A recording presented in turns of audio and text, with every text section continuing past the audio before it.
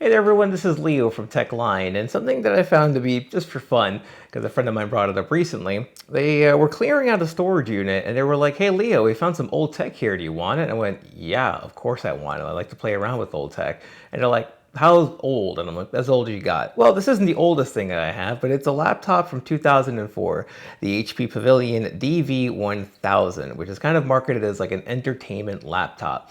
Now, this laptop came out once again back over in 2004, and I figured, you know what, sure, let's just see if it works. Let's turn this thing on and just plug Windows XP back onto it and just kind of see what we can get out of it. Now, let's just go through a rundown of all the ports that are on it, the screen size, and a couple of the stats that are on it, and reinstall Windows XP and just kind of see what we can get on from there.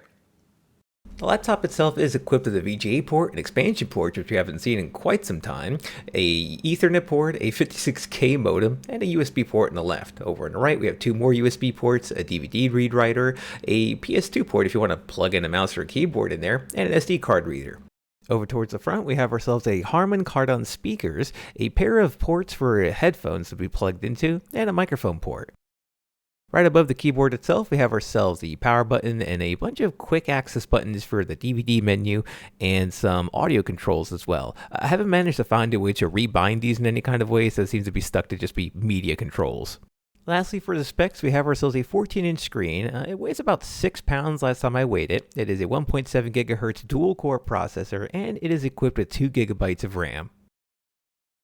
Oh, and I almost forgot to mention, it actually comes in with this built-in remote that you can see here on the side. You press the button, and you can pull out this remote to play any DVDs with. I haven't managed to get this remote to work in my testing at all, though it could just be dead after not seeing any use for 19 years, but I thought this was a pretty cool feature at the time. Man, I gotta say that the Windows XP DOS menu is not a screen that I have seen for probably like 10 years or now that I think about it. So it's pretty interesting kind of going down the old memory lane and just reinstalling an old operating system like this. After that, we kind of just let the install do its thing. It took roughly 25 minutes for the Windows XP install to happen. I'm so used to running like Windows 10 and Windows 11 installs that take something like 5 to 7 minutes on an M.2. So man, copying from a CD back onto a spinning disk drive was really a test of patience at the time for sure. Man, look at that clean, nostalgic desktop that we have there for Windows XP. I gotta say, I almost want to change my current desktop back into this old one just because it feels so nice. But let's at least just make sure that we have ourselves some drivers here. Oh, we're gonna have to install some drivers. All right, so what I'm gonna do first is I'm gonna see if I can go to the find like an HP website. I might have to go to like one of those like Wayback Machine websites to just download some drivers and just throw it onto this thing, and then just get it all updated with the video drivers and see if I get some audio drivers too, because it doesn't seem like I have sound coming into this either. So let's go ahead and pop that in first, and then load it up with a couple of games. And while I'm at it, I'm probably also going to install a couple of games that I physically own. That's right, physically owning PC games. I haven't done that in a while, but I do have a bunch of them. I'm just going to cover the CD keys for them that I have here. But as an example, I'll get the Warcraft 3 battle chest that's installed, which comes with Warcraft 3 and the Frozen Throne. Oh no, party foul there, but all right, we got, double disc kind of thing going on, and we'll just pop open the other side, and man, neither of them stayed inside their case. But yeah, I have a bunch of games from like the Windows XP era that came out where I would go to GameStop or Staples and physically buy these PC games and get them installed. But it's kind of funny because you can't even install, or you can't even buy the original Warcraft 3 anymore. Blizzard removed it. You could only get that garbage remake that happened. So I'm going to see about getting a couple of these installed and also see how they run on this laptop. Man, installing games off of a CD is just going to feel painfully slow as well. I can download games on my fiber network way faster than these games can install through this through CDs. So it's just going to be a fun process of waiting for everything to get installed on these CDs. But that way I'm not spending too much time. I'm just going to install maybe 2 or 3 games and just kind of see what happens from there. Everyone, I'm actually back a couple of days later, and remember when I said that it was going to be pretty easy for me to install a couple of drivers and get everything working in this? That was a total lie. So what ended up occurring was I couldn't find any of the drivers that I needed to install on this laptop for hours. I was going through various different websites that I was going through just to find anything that I can get installed on this thing. HP ended up removing all the drivers or even any mention of this laptop from their website, so I couldn't find anything on there.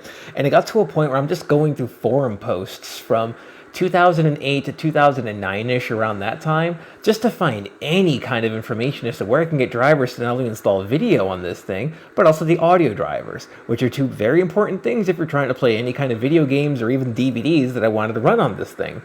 Because anytime I tried to run any kind of game without installing the video drivers that were on there, it would just give us DirectX 9 errors, it would give us D3D errors, and it would just crash everything out back to the desktop. So even though I installed a couple of games and fraps onto this thing, nothing was going to run until I got those drivers installed. Fortunately, Intel themselves still actually had the processor and video card drivers for this entire chipset that they're using over here still on their own website. So good on Intel for keeping a whole backlog of Windows XP drivers from 15 plus years ago.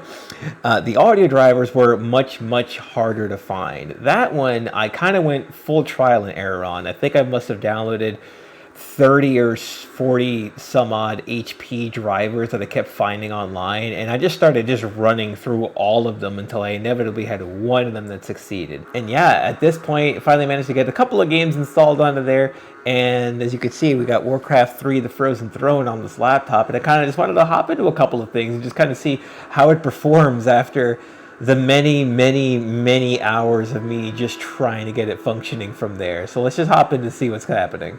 Jumping ourselves over into another classic, I'm actually going into Warcraft 3 right now. I wasn't big into Warcraft or StarCraft per se, but I was in love with their user map settings games and playing games like Defense of the Ancients and Tower Defense. Those are my jams. The actual RTS itself wasn't my thing, but you know what? I absolutely loved playing those user map setting games. Yeah, we're getting ourselves somewhere between 45 to 60 FPS. I'm sure in a game like this, especially when you start talking about competitive stuff, you can't risk going under that locked 60 FPS. You kind of need to have all that kind of frame rate, especially when there's a whole bunch of units on screen. But I'm by no means good at RTS games. They're like my worst style, but I'll play games like League, Dota all day and have a great old time. Aw man, starting off myself with an absolute classic banger over here, Unreal Tournament 2K4. I can't tell you just how many hours I spent playing this game back in college. Like, we would actually set up LANs with a bunch of desktop PCs back in our game room and whatnot. And playing this actually at 640 by 480, which is pretty low resolution in general, but man, that frame rate's jumping anywhere between 30 to 100 depending on what we're looking at. Like, you can look at the floor, you're gonna get in the high hundreds. If you're looking down the hallway, we're getting mid-30s. Yeah, way back when I was trying to get myself into the Cyber Athlete League, trying to get into some good old games of Unreal Tournament. I actually won a t-shirt for one of these back in an old place called Digital Life. I got like 3rd place. It was pretty good. I wish that there was a newer Unreal Tournament these days, but unfortunately, Epic has given away to Unreal Tournament, and now it's just Fortnite that you can play from there. But I'd say this game is a pretty good experience. I kind of am more leaning towards building that Windows XP gaming machine now that I think about it, and actually some real quality in that. Alright, one more title just to really see if I can bring this computer to his knees, and I really did. Far Cry, the original Far Cry. 10, 11 FPS out over here at 800 by 600, lowest settings possible. This game came out the same year this laptop came out, and much like its Big Brother Crisis, not a lot of computers at the time were able to run this thing when it came out, but it's interesting to see just how bad this is when I'm trying to run this thing. But man, I literally can't put this any lower unless I start editing files. So it's a pretty poor experience, as you can imagine. But then again, this thing does not have like a dedicated video card. It's just using like a integrated graphics, which as we know is not exactly the best, at least from Intel side of things. So yeah, it's a pretty poor experience, I would say. So what I gotta say is that obviously this computer doesn't surprise or wow me in any kind of way. The stats are crap and it doesn't exactly run everything properly, but what it did do is it inspired me, as I've now been playing Unreal Tournament 2004 for about the last hour straight just against bots and whatnot. Kind of wish I had online play, but it's neither here nor there. I think I'm going to build myself a Windows XP gaming machine using really good parts from the Windows XP era, and then just kind of like have a good time playing some of the games from that era, you know, relive my little past that I had. Well, I guess 2018 was 15 years ago. But, you know, it's just something to fun for like a little side project with all the builds that I've been doing here and whatnot. So stay tuned for that video. I'll have that built up probably within the next month or so, assuming I can source all the parts. Once again, check out over our website at techlinepcs.com, where you can see ourselves a bunch of mid-range and low-level builds for PCs, and order yourself a commission build, and we will build a PC specifically for you. Signing out.